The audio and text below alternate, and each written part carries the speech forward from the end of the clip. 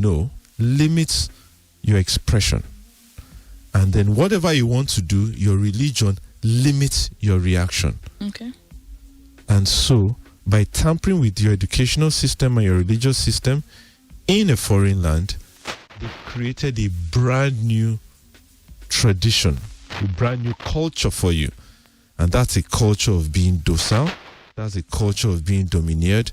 That's a culture of not seeking justice. And that's a culture where you don't control your own educational system. And once you have this in place, your slaves will not go anywhere. And that's what was it? It was Bob Marley.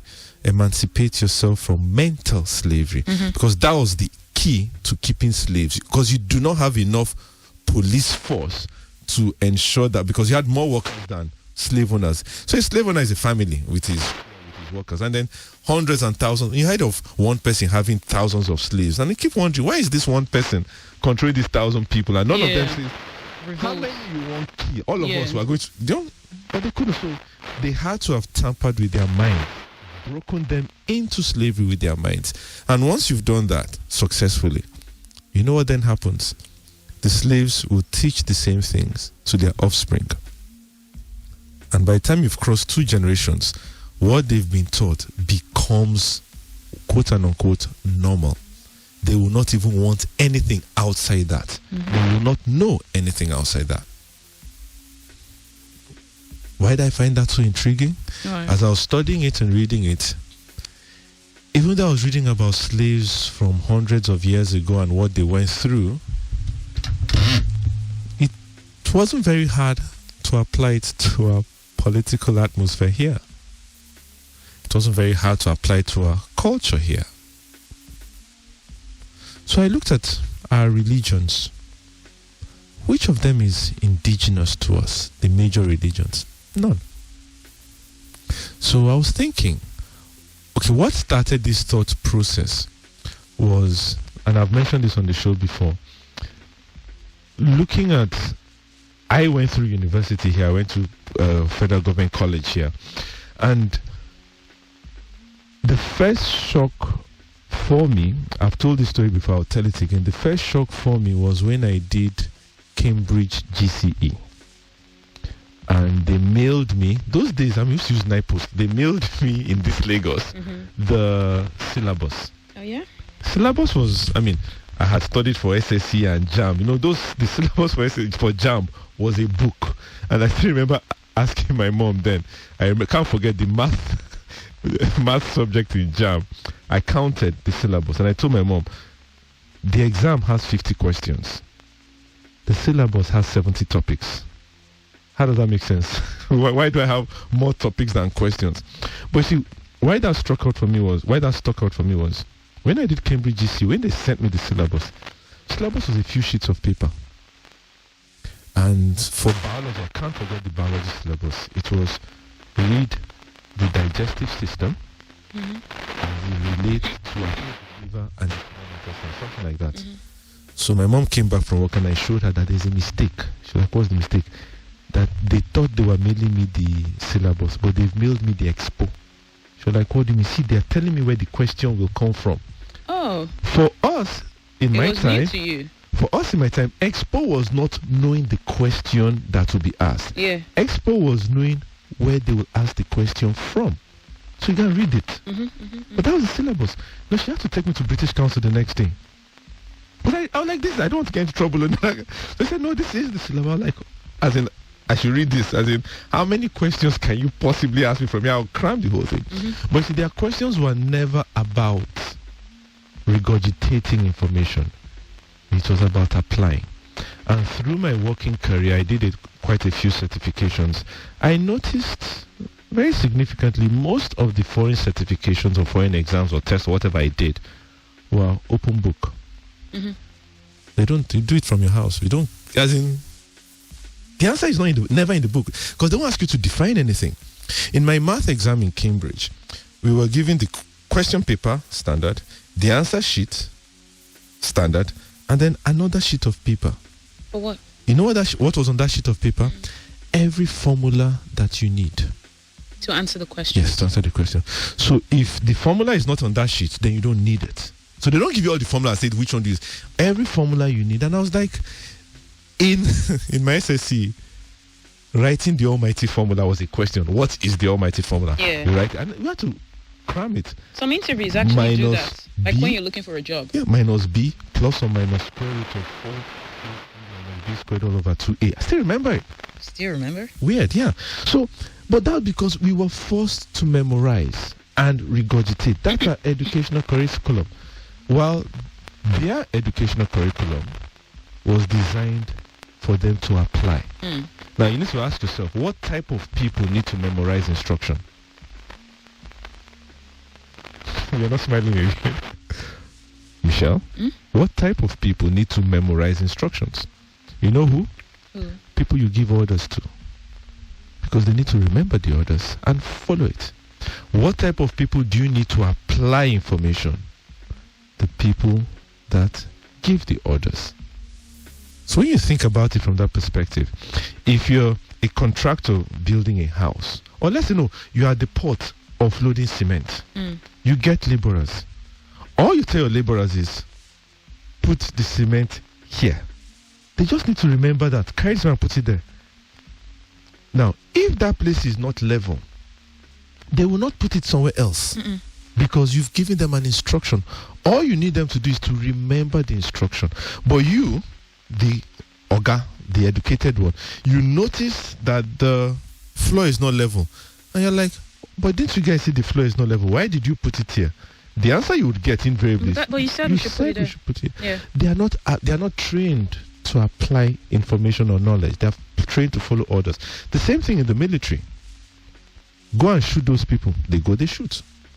They're not asking, why are we shooting? What do you do? They are not trained. They're not supposed, in the military, you're not even supposed to ask. You know, what's the saying? Obey before complain. They're just, that.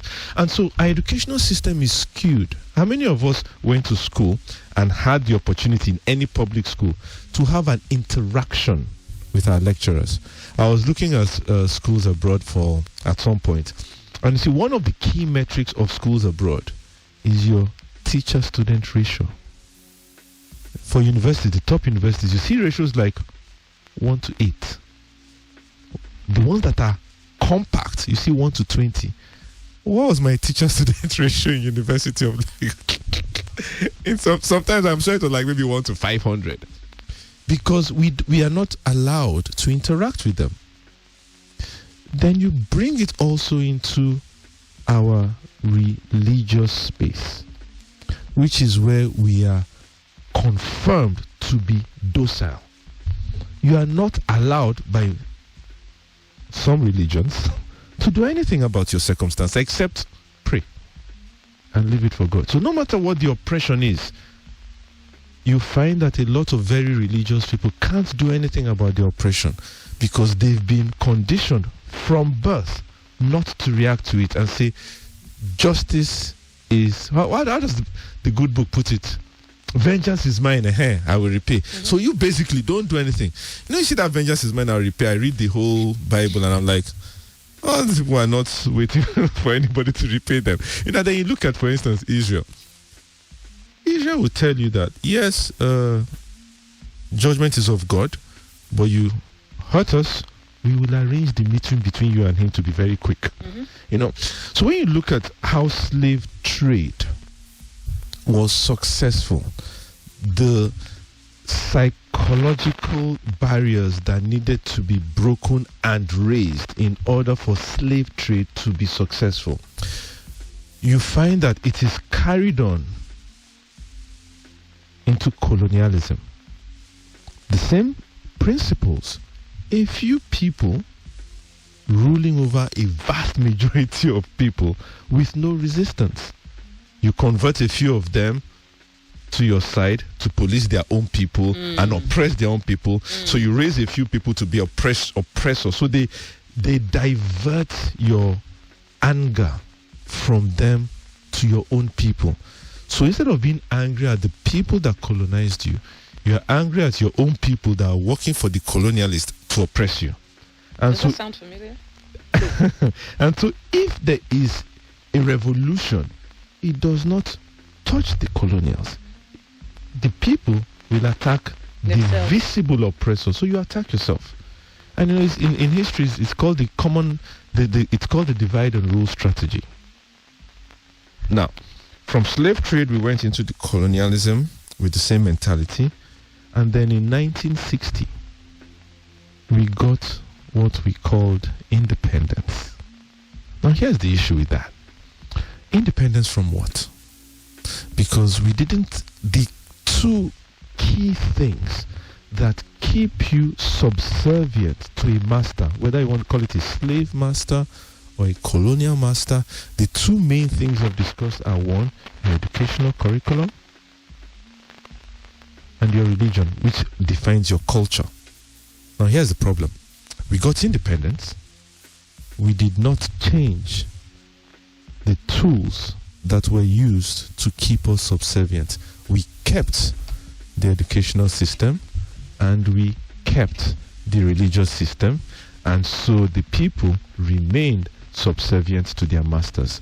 All that changed was the masters. Instead of the masters being British, they became Nigerian politicians. And so those ones who were trained under the British applied the same principles. You create a system, you separate the real people from the people, and then put a barrier in between so that if there's an issue, they fight those people in the middle.